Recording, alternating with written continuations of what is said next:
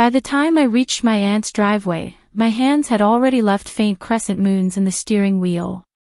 It was my first Thanksgiving without my grandmother, and the first one in 5 years that I had been properly invited to the family table. The group text had arrived 2 weeks ago, from my cousin Naomi, in that clipped tone she used when she wanted to sound generous. "We're doing Thanksgiving at Mom's this year. You can come if you're free, Elara. We'll talk about Grandma's house too. It's only fair everyone hears the plan. You can come." As if I were some distant acquaintance and not the granddaughter who had spent the last 3 years cooking, cleaning, and sleeping in a recliner by my grandmother's hospital bed. I turned off the engine and sat for a moment, listening to it tick as it cooled. The November air outside was thin and cold, the kind that smelled faintly of wet leaves and chimney smoke. Inside my tote bag, my fingers brushed the stiff edge of an envelope, the one addressed to me in my grandmother's careful, looping handwriting, now smudged along the edges from being handled so many times. I thought of leaving. Driving back to my small apartment, microwaving some leftover pasta, watching a movie alone. No snide comments about my job. No sideways looks at my thrift store shoes. No arguments about the house that had once smelled like cinnamon, tiger balm, and fresh laundry. But then I pictured my grandmother's face, the way she would tilt her head when she wanted me to be brave, and I opened the car door. The familiar hum of voices slipped out of the house as soon as I stepped onto the porch. Laughter, cutlery clinking, the low drone of a football game on TV in the background. Through the front window I could see the long dining table dressed in a white cloth, amber light falling over the faces I knew too well. I rang the doorbell, even though I could have walked in. My Aunt Lydia opened the door with a quick, distracted smile. The smell of roasted turkey and sage butter washed over me, mingled with her expensive perfume. "Elara, you made it," she said, patting my arm without really looking at me. "Coat rack's the same place. We're just about to sit down." From the living room, I heard Naomi's voice rise above the others. "Is she here?" Finally. I hung my coat, slid off my boots, and smoothed my dark green dress. It wasn't new, but it was the nicest thing I owned that still fit. I checked my reflection in the hallway mirror. Shoulder-length hair pinned back, a touch of mascara, lips bare. Presentable. Quiet. When I stepped into the dining room, all eyes flicked toward me for a second. My Uncle Daniel gave a curt nod from the far end of the table. My younger cousin Mateo waved from his spot near the middle. Naomi, sitting in the seat closest to the head of the table, smiled in a way that didn't quite reach her eyes. "There she is," she said. "Our family artist. You made it out of your little studio cave." A few people chuckled. It was light, almost affectionate on the surface, but I felt the familiar sting underneath. I moved to the empty chair near the end, opposite Naomi. The envelope in my bag pressed against my thigh like a heartbeat. "Traffic," I said, taking my seat. "Happy Thanksgiving." We began to pass dishes. Mashed potatoes, glossy with butter. Bright green beans slick with oil and flecks of garlic. Cranberry sauce that still held the faint ridges of the can it came from. As plates filled and small talk ebbed and flowed, I tried to focus on the simple movements of my hands. Spoon, pass, smile. It almost felt normal. Until Naomi set down her wineglass, tilted her head, and said, "So, Elara, are you still, what do you call it, freelancing? Must be hard, you know, without anything stable. Especially now that Grandma's house is being handled." The room went quiet enough that I could hear the muted roar of the football game from the other room. Forks hovered in midair. My fingers tightened around my napkin. "Yes," I said. "I'm still freelancing." Naomi's smile sharpened. "Well, good for you. It's brave to keep playing at a hobby when the rest of us have real responsibilities." Someone laughed, softly. Someone else cleared their throat. My Aunt Lydia shifted in her seat. I inhaled slowly. The envelope seemed to burn through the canvas of my bag. For months, they had talked to me as if everything was already decided. As if the house was gone, as if my grandmother's wishes had been vague and irrelevant. But I knew something they didn't. I was here to tell them. The first time I realized my grandmother's house might matter more to everyone as an asset than as a memory was at her funeral. It was a gray morning in March, the kind that blurred everything into one damp watercolor. I remember standing under the cemetery tent, my toes numb from the cold, listening to the pastor talk about eternal rest while my mind wandered through the rooms of the house on Maple Street, the creak of the stairs, the chipped blue tiles in the kitchen, the smell of coffee and simmering soup. My cousins stood in a tight cluster, their black coats neat and expensive. Naomi didn't cry. She dabbed at the corner of one eye once, carefully, as if worried her mascara might smudge. After they lowered the casket and people began to drift back to their cars, Uncle Daniel pulled me aside. He was the oldest of my grandmother's children, and he carried that weight like a badge. "Listen, kiddo," he said, his voice soft in that way adults use when they want you to agree. "About the house. Mom didn't leave a formal will, not really. There's something old on file from years ago, but it doesn't apply anymore. Too outdated. The lawyers said it's messy." The sky was low and colorless above him. I remember thinking he looked smaller without his usual booming humor. "I thought she talked to an attorney last fall," I said. "She mentioned updating something." He shrugged. "Well, if she did, nobody found anything.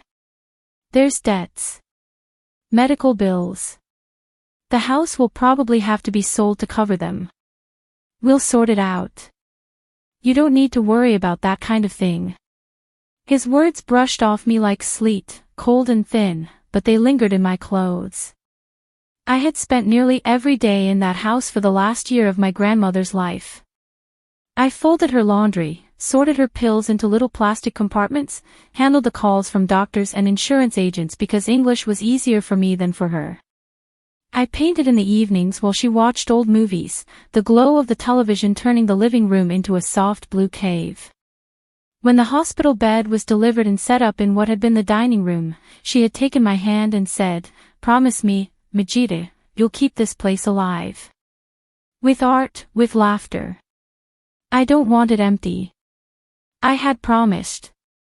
So when, a month later, my aunt texted a photo of a "for sale" sign staked on the front lawn, my throat tightened. "We had to move fast before the market dips," she wrote. "It's better this way. You can't afford the taxes, sweetie." I stared at the screen, heat rising behind my eyes. My rent had just gone up. My student loans lingered like stubborn ghosts.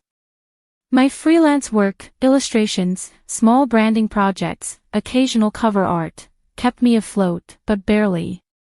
The house wasn't just a building. It was the last place where I had felt anchored. Where my accent didn't stand out, where my grandmother's Spanish flowed into my English and nobody corrected either. If they sold it, that part of my life would become, at best, a bittersweet anecdote. At worst, it would be rewritten in their version of the story. We did what we had to do. She couldn't have managed it anyway. They were not wrong about the financial burden. Taxes, repairs, the ancient furnace that wheezed and rattled every winter. The neighborhood was changing, too, property values creeping up. But that did not give them the right to decide that my grandmother's promises were optional. When I tried to speak up, softly, in group texts, then in one-on-one calls, I was met with a wall of resignation. "It's complicated, Elara. You weren't on the paperwork, love. Sometimes we have to be practical." Naomi was the worst. On one call she said, "You're too sentimental. It's just a house. You'd be overwhelmed in a month. Let the adults handle it." The word adult sat with me for days. I lay awake in my tiny bedroom, staring at the cracks in the ceiling, calculating numbers in my head. Could I somehow afford it? Could I find a way to honor my grandmother's wishes without drowning? The truth was, I didn't know. But I knew one thing: I could not carry the weight of losing her and then losing the place where her memory felt most alive. I needed to know if what Uncle Daniel said about the will was true. And once I started looking, the cracks in their story began to show. The email came on a Tuesday morning, buried between invoices and a newsletter I didn't remember subscribing to. Subject: Estate of Rosa Mendez. For a moment, my heart stuttered. I hovered the cursor over the subject line, afraid that opening it would confirm my worst fears, that everything had already been finalized without me, that the house was gone, that I was an afterthought sealed in legal language. I clicked. Dear Ms. Mendez, I apologize for the delay in contacting you. My name is Jonathan Keller. I was your grandmother's attorney. A document relevant to her estate has recently come to my attention.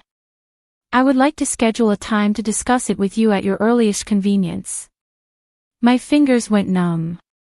I read it again. Slowly. Recently come to my attention. Not already handled. Not too late. I called the office before I could overthink it. The receptionist's voice was brisk but kind, and by some small miracle, Mr. Keller had a cancellation that afternoon. His office was downtown, on the 10th floor of a glass building that made me feel underdressed just walking into the lobby. The elevator ride up was smooth and silent, my reflection fractured in the chrome doors. When I stepped into his office, I noticed the quiet first. Thick carpet, heavy wooden desk, framed degrees. A window that showed the city as a grid of muted color. Mr. Keller was in his early 50s, with a neatly trimmed beard and tired eyes. He stood as I entered, offering a firm handshake. Ms. Mendez, he said. Thank you for coming in. Please, I said. Call me Elara. He nodded and gestured toward the chair across from his desk. A thin folder lay in front of him, the edges neatly aligned. I'll be direct, he said, folding his hands. After your grandmother's passing, your Uncle Daniel contacted our office to begin the process of administering her estate. At that time, we had on file an older will, executed about 15 years ago, which divided her assets evenly among her 3 children. No mention was made of any updated documents. I swallowed. That's what he told me. That there was something old, but it didn't really apply. Mr. Keller's expression tightened, barely. 2 weeks ago, he continued, I received a notification from your grandmother's bank. They discovered a safe deposit box in her name that had not been opened for some time. Inside, among other personal items, we found this. He opened the folder and slid a document across the desk toward me. It was a will. The heading crisp, the paragraphs lined with legal jargon I only half understood. My eyes traveled down, searching for my name, and found it midway through the second page. I leave my primary residence at 412 Maple Street, in its entirety, to my granddaughter, Elara Mendez. The words smeared as my vision blurred. I blinked hard, forcing myself to keep reading. There were conditions, nothing outrageous.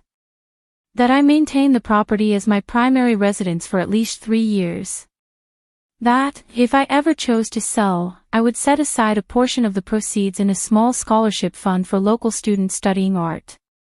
Attached to the will with a paperclip was a separate sheet of lined notebook paper, my grandmother's handwriting looping across it in dark blue ink. Mijita, if you are reading this, it means I am no longer there to argue with your tios. I know they will say you cannot afford the house, that you are too soft, too dreamy. But you have been here. You know every crack in these walls. You carry this home in your hands. I leave it to you because you will keep it alive. My throat closed. I didn't know about this, I said quietly. They told me there was no updated will. That everything was complicated. Mr. Keller nodded, his face neutral. We log all documents as they come in. This will was signed and witnessed last September. Your grandmother did everything properly. It supersedes the older one. The oversight regarding the safe deposit box is regrettable, but now that the document has been located, it must be honored. Have you told them? I asked, my voice barely above a whisper. Not yet, he said. Given the potential conflict of interest, I felt it appropriate to speak with you first. Your uncle has been operating under the assumption that the estate would be divided differently. However, any actions taken that contradict this may be subject to legal challenge. I thought of the "for sale" sign on the front lawn. Of the conversations I hadn't been invited to. What do I do? I asked. He leaned back slightly. We'll need to formally notify all involved parties and file this document with the court. There will likely be some resistance. But the law is clear. In the meantime, I suggest you gather any correspondence you've received from your family regarding the house. Dates, messages, anything that might show they were already making decisions. On the bus ride home, the folder sat heavy in my lap. I scrolled through my phone, saving screenshots of texts and emails. There was one from Naomi, sent the day after the "for sale" sign appeared. Honestly, this is better for you. You'd only end up begging us for help down the line. This way you can focus on your art without that burden. Reading it now, with my grandmother's words tucked in my bag, the subtext was as sharp as glass. They had decided that my future, and my grandmother's wishes, were negotiable. By the time Thanksgiving rolled around, Mr. Keller had begun the formal process. Papers were filed. Notices prepared. A polite but firm letter drafted to my uncle. I could have waited and let the court be the first to speak. But when Naomi's invitation came, followed by her comment about talking about the house, something settled in me. If they wanted to discuss the future of Maple Street at the family table, then that was where I would show them the truth. Back at the Thanksgiving table, Naomi's comment about my hobby hung in the air like a faint smoke. I felt the familiar urge to shrink, to smooth things over, to laugh and change the subject. Years of family dynamics had trained me well. Be grateful. Don't make waves. Accept what you are given. But my hand brushed the envelope in my bag again, and I remembered my grandmother's letter. You carry this home in your hands. I set my fork down gently. The sound of metal against porcelain was soft but final. I actually wanted to talk about the house, I said. Conversations around the table tapered off. My aunt's hand stilled halfway to the gravy boat. From the living room, the commentator on the TV described a replay in a distant stadium. Naomi blinked, then smiled, wineglass poised between her fingers. We know, she said. That's why we invited you. It's important that everyone feels heard. I almost laughed at that. Uncle Daniel cleared his throat. Look, Elara, we understand you're attached. We all are. But the financial reality is what it is. The best offer came in quickly. Closing is next month. After expenses, we'll divide what's left. You'll get your share. It's fair. My share. As if I were a distant cousin entitled to a token. I reached down and lifted the envelope onto the table. The off-white paper looked almost fragile under the overhead light. I met with Grandma's lawyer, I said. He contacted me after he found something in her safe deposit box. A faint line appeared between Naomi's brows. Her what? Safe deposit box, I repeated. My voice was steady. I slid the envelope closer to the center of the table but kept my hand on it. There was a will. A new one. Signed last fall. Silence fell, heavy and layered. Uncle Daniel's jaw tightened. That's impossible, he said. We checked with the lawyer. He said there was only the old document. He checked what was on file, I said. The new will was in the box. They found it because the bank did an inventory. It's been filed now. I opened the envelope and pulled out a photocopy of the first page. I didn't hand it over yet. I just let the heading be visible, Last Will and Testament of Rosa Mendez. My aunt's face went pale. What are you saying? She whispered. I looked at each of them in turn. At my younger cousin Mateo, eyes wide. At Naomi, whose expression had gone flat and smooth, like stone underwater. I'm saying, I answered, that Grandma left the house to me. Entirely. With the condition that I live there for at least 3 years and later fund a small scholarship if I sell. Her lawyer has already begun the process of enforcing it. The words were simple.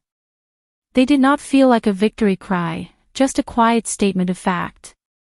Naomi set down her glass a little too quickly. The liquid inside shivered. That doesn't make any sense, she said, her tone cool. Why would she do that? She knew you can't afford something like that. We've been taking care of the practical side while you process. A flicker of anger sparked, then settled into something sharper. She did it because I was there, I said. Because I took her to that appointment. Because she knew what she wanted and she trusted me to honor it. Uncle Daniel leaned forward, hands clasped. Elara, even if this is true, the house is already under contract. We've put in work, time, money. There are penalties for backing out. You're putting us in a difficult position. He almost sounded like a victim. The lawyer is prepared to handle that, I replied softly. He mentioned words like voidable transaction and breach of fiduciary duty. I'm not a legal expert, but he is. Any costs that come from ignoring the will won't fall on me. That was the closest I came to drawing blood, and even that was delivered calmly. My aunt swallowed, her eyes glistening. But you never said anything, she said. All this time, you let us assume. I found out a month ago, I said. I needed time to understand what it meant. And I tried to talk to you before that. You told me not to worry. That it was too complicated. Naomi's composure finally cracked. Her lips pressed into a thin line. So what now? She asked. You get the house and we get nothing. I looked down at the document in front of me, then back up. You get what Grandma left you in the older will, I said. Whatever personal items, savings, insurance. The rest is between you and the process you started without her final wishes. I won't fight you over anything that isn't the house. But the house is not negotiable. The football game continued to murmur in the background, a strangely ordinary soundtrack to the unraveling of their version of events. Mateo shifted in his chair. Is that what she really wanted? He asked quietly. I reached into the envelope again and took out the single sheet of lined paper, photocopied but still showing every stroke of my grandmother's hand. I didn't pass it around. Instead, I read aloud. She wrote, I know they will say you cannot afford the house, that you are too soft, too dreamy. But you have been here. You know every crack in these walls. You carry this home in your hands. I leave it to you because you will keep it alive. My voice did not waver. I folded the paper and slid it back into the envelope. The room felt smaller now, the air denser. I'm not here to argue, I said. I just wanted you to hear it from me before you heard it from a court or a stranger. The lawyer will be sending you all the official documents next week. I pushed my chair back slowly.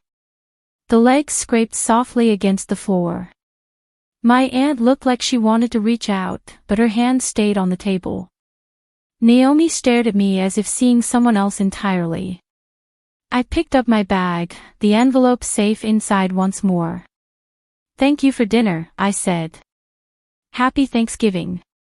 Then I walked out, past the photos on the wall and the faint smell of sage and roasted turkey, into the cool night air.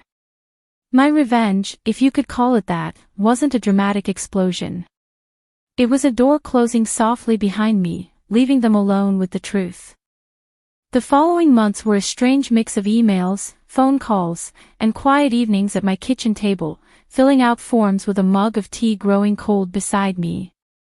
Mr. Keller kept me updated in a steady, measured way. The buyers backed out once they learned there was a legal dispute. The "for sale" sign disappeared from the lawn on Maple Street one rainy morning, leaving a rectangle of pale grass beneath it. There were tense exchanges between attorneys, sharp words folded into polite sentences. I was spared most of it. I had already done my part.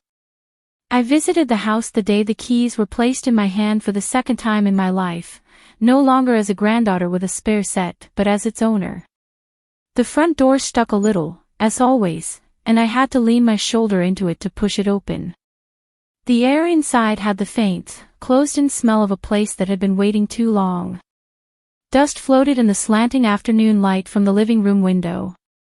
The hospital bed was gone, replaced by an empty space on the hardwood floor, but the indentation in the rug remained. I walked through each room slowly. The kitchen, with its chipped blue tiles and the faint outline of the spice rack that had been removed. The hallway where I had once lined up my paintings against the wall to dry. The back bedroom that had held stacks of old magazines and a sewing machine that never quite worked. In the corner of the living room, the small table where my grandmother had kept a candle in a glass jar. She used to light it every Sunday, murmuring names I didn't recognize, her fingers tracing circles on the glass. I set my bag down on that table now and took out a new candle. Simple, white, unscented. I lit it with shaking hands. The flame flickered, then steadied. I did it, Abuela, I said quietly. We kept it. There was no answer, of course. Just the gentle crackle of the wick and the distant sound of a dog barking somewhere down the street. Over time, the house grew less empty. I patched cracks in the walls, painted the smallest bedroom a soft gray and turned it into my studio, sunlight spilling across the floor like a blessing. I learned how to bleed radiators, how to unclog a stubborn sink, how to stretch my budget to cover taxes and repairs. It wasn't easy. Some months, it was terrifying. But each problem I solved made the promise I'd made at her bedside feel more real. My relationship with the rest of the family shifted. There were strained messages at first. A long email from Uncle Daniel full of justifications and nostalgia. A shorter one from my aunt, apologetic but careful, asking to visit sometime, when things calmed down. Naomi sent nothing at all. It might have hurt me once. Now, it just felt accurate. I saw Mateo occasionally. He stopped by one afternoon with a box of my grandmother's cookbooks that had been in his parents' garage. I thought these belonged here, he said, standing awkwardly in the doorway, hands shoved into his pockets. They did. I invited him in. We made coffee and flipped through the stained pages, laughing softly at my grandmother's notes in the margins. Dad's still mad, he admitted, eyes on the table. He says it's about the principal. But I read that letter your grandma wrote you. You were there. None of us were. It makes sense. I didn't ask him to pick a side. That wasn't what this was about anymore. The next Thanksgiving, a year after the dinner where I had laid the will on the table, I woke up in the Maple Street house. My house. Light filtered through the curtains in the dining room, dust motes spinning slowly in the beams like tiny planets. The table was smaller than the long one at my aunt's. The cloth was plain, the plates mismatched. I had invited a few people, my friend Tessa from the art co-op, my neighbor Mrs. Ramirez who lived alone since her husband passed, and Mateo, who showed up with 2 store-bought pies and a shy smile. As we passed dishes, roasted chicken instead of turkey, because it was cheaper and easier, mashed potatoes, sautéed carrots, a salad bright with pomegranate seeds. I felt the same old ache for what had been lost. My grandmother's laugh, her hands moving confidently in the kitchen, the whole chaotic noise of a larger family. But layered over that ache was something new. A quiet solidity. The knowledge that I had drawn a line and held it, even when my voice wanted to tremble. Tessa complimented the house, running her fingers along the windowsill. "It feels like history," she said. "In a good way." After everyone left, I stood alone in the living room, the last light of evening pooling on the floor. I lit the candle on the side table again, watching the flame catch. There was no dramatic sense of closure, no sudden swelling music. Just the soft crackle of the wick, the distant hum of a car passing outside, the rhythm of my own breathing. My revenge had never really been about punishing anyone. It was about refusing to let them rewrite the story of my life, or my grandmother's.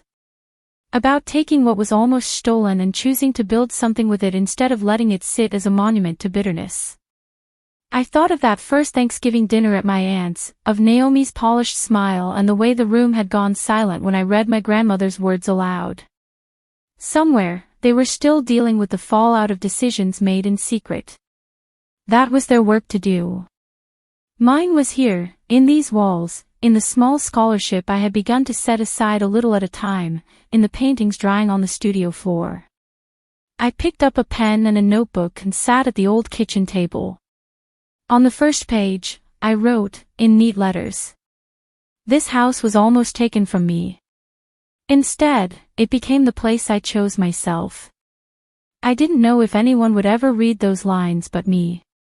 It didn't matter. It was a record. A quiet claim. Outside, the wind rustled through the bare branches in the yard. The candlelight flickered, then steadied again.